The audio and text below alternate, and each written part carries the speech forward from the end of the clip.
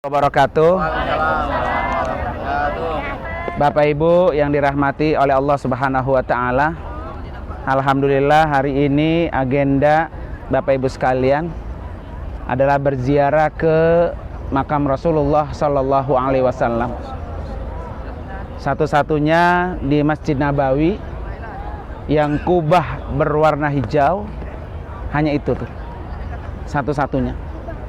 Kubah itu yang melengkung begitu, ya, itu yang berwarna hijau tuh, ya, satu-satunya kubah yang berwarna hijau di Madinah, di Masjid Nabawi, hanya itu. Nah, di bawah kubah hijau itu ada 3 makam: makam Rasulullah, makam Abu Bakar As-Siddiq, sahabat Nabi sekaligus mertua Rasulullah, kemudian makam Umar bin Khattab. Jadi ada 3 makam. Itu kuburan Nabi, itu makam Nabi, itu rumah Nabi. Jadi kalau ditanya di mana rumah Nabi, ya itu kuburannya dan itu rumahnya. Jadi Nabi itu dikuburkan di bawah tempat tidurnya, karena rumah Nabi itu berdampingan atau di samping Masjid Nabawi. Jadi kalau tadi ibu-ibu yang sudah masuk, ada tiang-tiang yang kemas-emasan. Nah, itu areal Masjid Nabawi dulu segitu luasnya. Ya, segitu luasnya. Nah, di samping Masjid Nabawi baru rumah Nabi. Rumah Nabi tidak luas. Rumah Nabi cuma 4 meter kali 4 meter. Sedikit, kecil. Sama kita jauh berkali lipat. Jadi kalau orang perumahan itu rumahnya berapa meter? 16 kali 20. Hah? 60 meter. 60 meter atau 90 meter, masih jauh lebih besar rumah kita dibanding Rasulullah. Padahal Rasulullah adalah orang yang paling dekat dengan Allah. Apa saja yang beliau minta pasti akan Allah berikan, ya. Tetapi Rasulullah tidak membutuhkan dunia yang begitu mewah, sehingga Rasulullah tidur di tempat yang 4 meter kali 4 meter, tidak beralaskan kasur seperti Bapak Ibu sekarang di Bintang 5 itu. Bantalnya sampai 2, 1 orang. Ya, empuk, selimutnya empuk, ya. Apa saking kedinginan itu, selimut kurang tebal, ya. Rasulullah nggak pernah merasakan itu. Rasulullah tidurnya di atas tikar. Sampai-sampai kalau sahabat datang ke rumah Nabi, di sini nih masih bebekas tikar-tikar yang Rasulullah tidurin. Sehingga sahabat akhirnya protes, "Ya Rasulullah, engkau ini lebih berhak daripada raja-raja Romawi yang tinggal hidup dengan penuh dengan kemewahan. Ya, tetapi engkau tinggal seperti itu." Dan itu yang diinginkan oleh Nabi. Jadi Nabi tidak mau punya kekayaan yang berlimpah, karena orang ibarat Bapak Ibu nih, semakin berat besok bawaannya ke bandara, ya, maka semakin banyak yang diperiksa. Begitu kan? Ya. Apalagi yang dibawa itu banyak yang dilarang.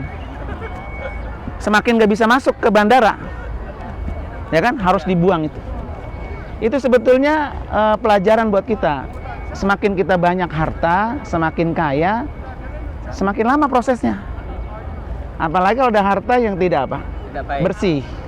Ya, yang tidak halal, yang haram. Terus makin lama lagi pemeriksaannya. Sama seperti Bapak Ibu alami. Untuk Bapak Ibu termasuk yang tidak transit. Coba kalau transit, apa air aja di gelas atau di botol tuh nggak boleh masuk. Ya, air aja. Karena harus berulang kali, berlapis-lapis diperiksa. Ini kan ibaratnya udah jalan tol, periksaan cuma sekali doang, langsung belabas masuk. Nah, ini gambaran buat kita semua, ya. Kalau di sini boleh guru. Boleh, ini mah iya. Kak, turun Kak, duduk Kak, turun gitu. Nah, itu mukanya sidar. Nah, gitu pelan-pelan. Pelan-pelan jalan. Kamu jalan ke sono, ya. Iya. Iya, terus. Oke, kita lanjut, ya. Nah, di situ rumah Nabi, di situ kuburannya. Sehingga Nabi mengatakan apa? ma baina baiti wa minbari raudhah min riyadil jannah. Antara rumahku dengan mimbarku, tempat Nabi khutbah, Nggak jauh. ya, mimbar Nabi khutbah, itulah disebut raudhah yang tadi ibu-ibu rebutkan itu. Disitulah raudhah, taman surga. Orang yang bisa datang, sholat, duduk, berdoa di raudhah, maka tanah raudhah itu akan menjadi saksi kalau orang-orang yang datang berhak untuk bisa masuk dalam surganya Allah.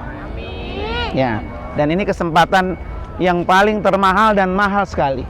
Ya, karena tidak bisa semua orang di dunia itu bisa datang ke raudhah, kecuali orang-orang yang memang mendapatkan hidayah dan undangan Allah Subhanahu wa taala. Ya. Oleh karena itu para bapak ibu sekalian, di kesempatan yang sangat berharga ini kita sampaikan salam kita kepada Rasulullah. Ya. Supaya Rasulullah itu mengetahui siapa di antara umatnya yang telah datang menziarahi kuburannya. Di mana dalam satu yang mengatakan apa? Siapa orang yang datang menziarahi kuburanku, maka dia sama seperti dia datang menziarahiku waktu aku masih hidup. Artinya apa? Bapak Ibu itu menziarahi Nabi ketika Nabi masih hidup. Ruhnya Rasulullah itu bangkit ya, melihat siapa di antara umatnya yang datang. Oleh karena itu dalam hadis lain dikatakan man zara qabri wajabat lahu syafaat. Ini yang mari saya sampaikan. Siapa orang yang menziarahi kuburanku, wajib bagiku memberikan syafaat. Maka alhamdulillah ya. Ini karena programnya bareng-bareng, jadi kita dari luar. Nanti kalau programnya khusus, bapak-bapak bisa setiap waktu. Ya, dari bab Busalam keluar ke bab Jibril sini. Setiap waktu bisa. Ya, untuk berziarah, tidak perlu pakai tasrih. Yang tasrih itu hanya ke raudhah. Nah, ibu-ibu supaya bisa mendapatkan terus datang ke rumah Nabi, bisa ziarah dari sini, dari belakang sana, sampaikan salam. Kalau yang perempuan kayaknya nggak masuk di sana. Iya, perempuan kan jatahnya dia mah raudhah ketika ketemu dengan Rasulullah. Tapi di luar itu dia nggak bisa ketemu dekat. Dia dari sini, dari luar gitu. Kalau bapak-bapak setiap waktu, setiap waktu bisa masuk. Nah, oleh karena itu mari sama-sama kita sampaikan salam kita kepada Rasulullah ya. Biar kita semua mendapatkan syafaatnya Nabi Shallallahu Alaihi Wasallam. Pak, pelan-pelan ya Bu ya, biar nggak diusir ntar. Assalamualaikum ya Rasulullah wa rahmatullah wa barakatuh. Assalamualaikum ya Nabi Allah. Assalamualaikum ya Safwatallah. Assalamualaikum ya Habiballah.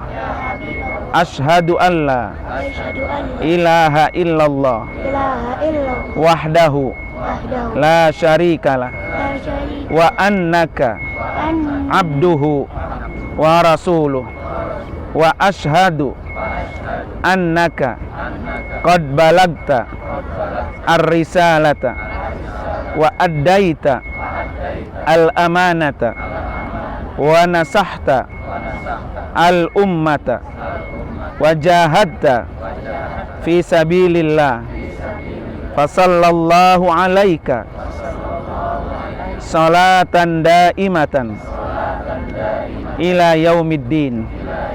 Allahumma atihil wasilah wal fadilah wad darajata ar-rafi'ah wa ba'athu maqaman mahmuda alladhi wa'adta innaka la tukhliful mi'ad.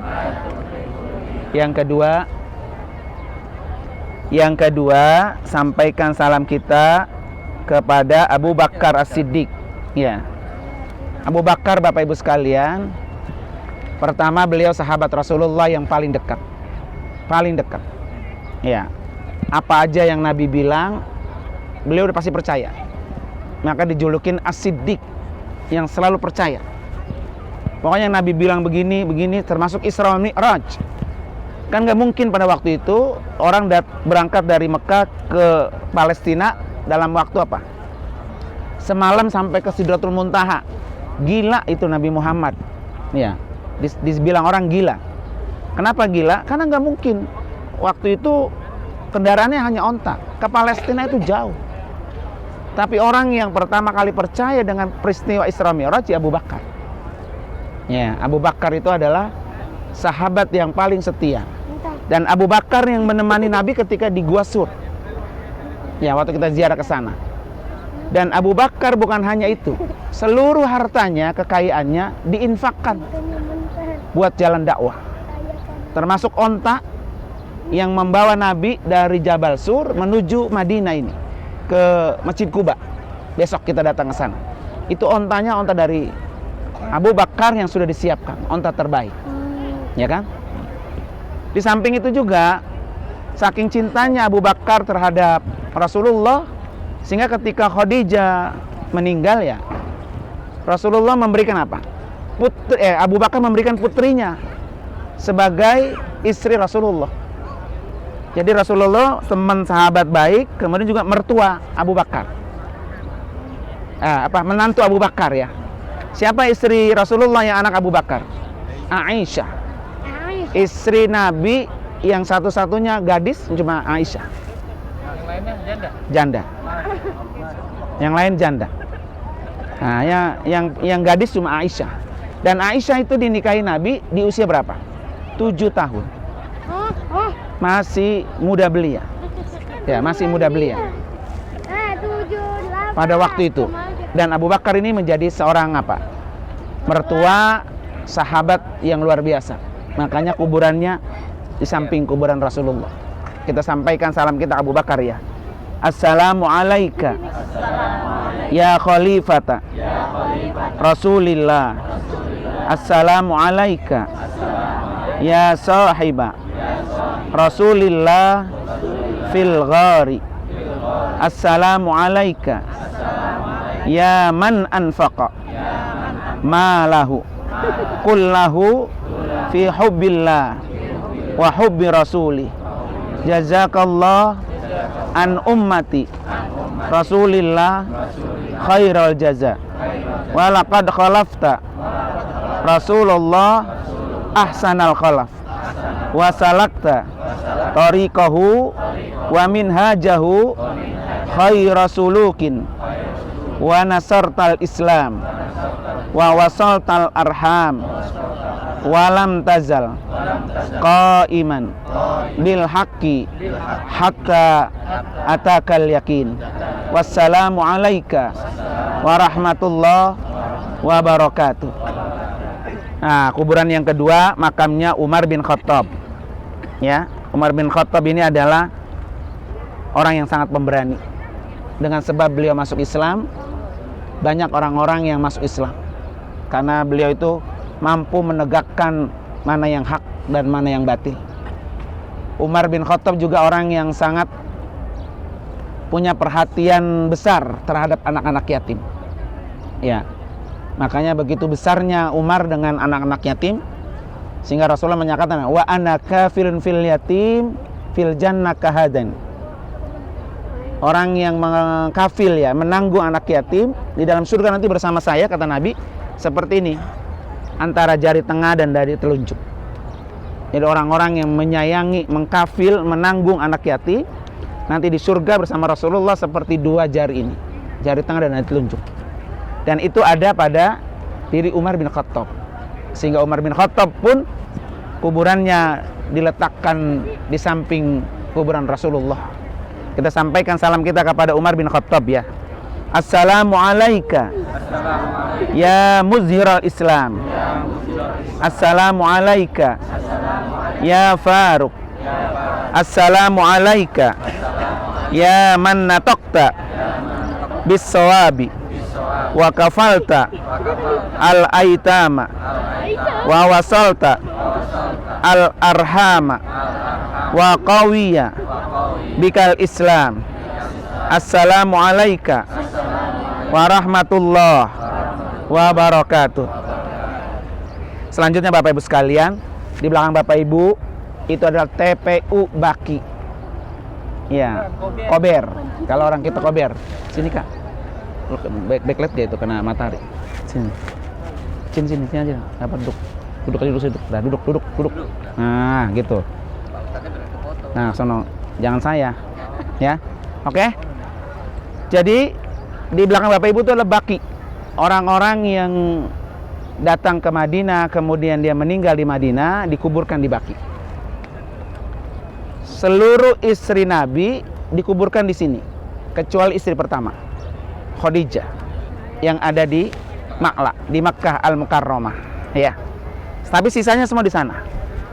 Dan nggak ada satupun tandanya, oh ini Aisyah, oh ini yang lain-lain, nggak ada. Semuanya batu aja. Ini dibuka setiap habis subuh dan setiap habis asar. Hanya bapak-bapak saja. Ya, ibu-ibu tidak boleh berziarah. Ya. Termasuk Khalifah Utsman bin Affan. Ini dimakamkan di sini. Khalifah yang keempat ya. Yang ketiga, Utsman bin Affan dikuburkan di sini. Dan banyak para ulama-ulama kita. Ya, ulama-ulama kita Indonesia atau ulama dunia meninggal di sini.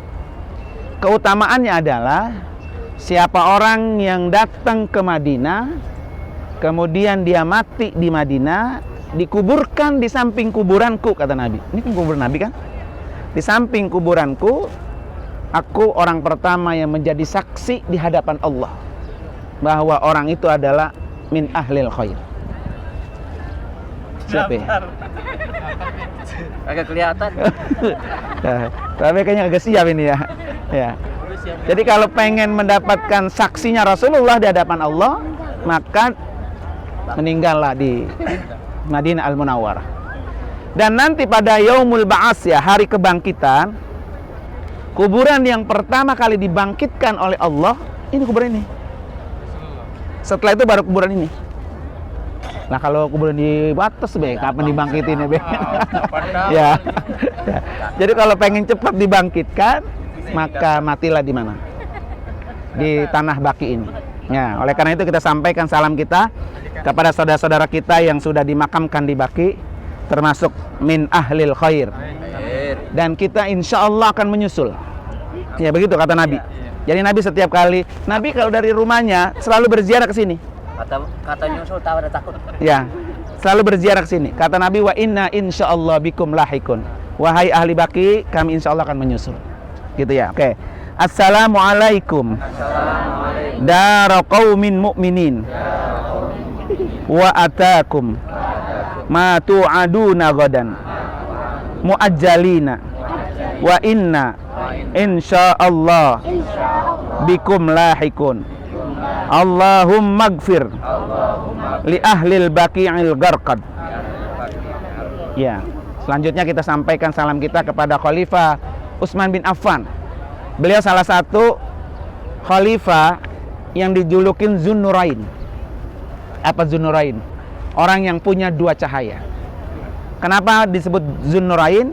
Karena dua putri Nabi dikawini oleh beliau. Ya, yang satu Ruqayyah, yang satu Ummi Kalsum.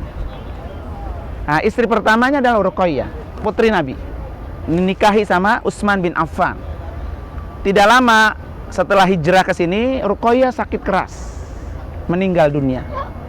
Akhirnya sahabat Umar membujuk Rasulullah karena begitu berdukanya Utsman bin Affan, supaya Utsman ini bisa dinikahkan satu lagi. Ummi Kulsum, ya, turun ranjang. Nah, itu sebetulnya menjadi sebuah hukum. Ya, ketika orang menikahi kakak dan adiknya boleh, tapi dengan catatan apa? Sudah meninggal salah satunya. Maka julukannya Zunnurain, orang yang punya dua cahaya. Cahaya dari Ruqayyah dan cahaya dari Ummi Kalsum. Babe mau berapa cahaya? Di atas cahaya. Offset. Bertiga cahaya.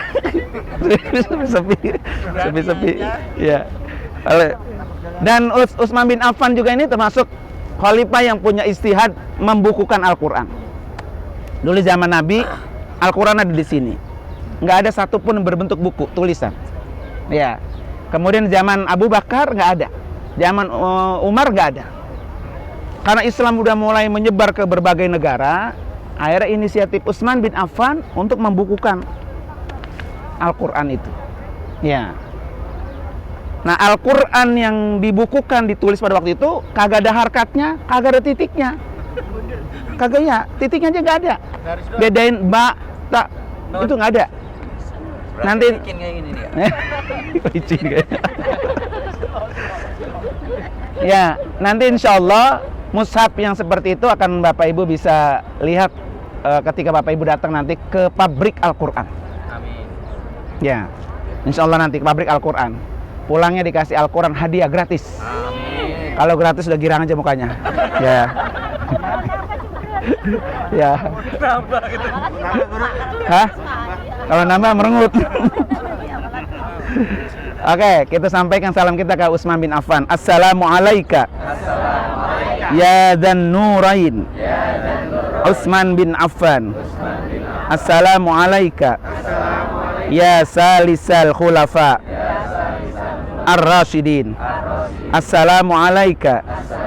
Ya mujahiza jaisil usrati bin naqdi wal ain wa ya jami'al Qur'an bainad dafataini jazakallah an ummati Rasulillah sallallahu alaihi wasallam khairal jaza. Allahumma rda anhu warfa darajatahu wa akrim maqamahu wa ajzil sawabahu. Amin ya rabbal alamin. Terima kasih para bapak hadirin sekalian. Mudah-mudahan ada manfaatnya. Selanjutnya Bapak Ibu nanti bisa setiap habis sholat, ya mau siang mau malam nggak apa-apa. Next, kelas. Nanti mendekat. Nanti, ya.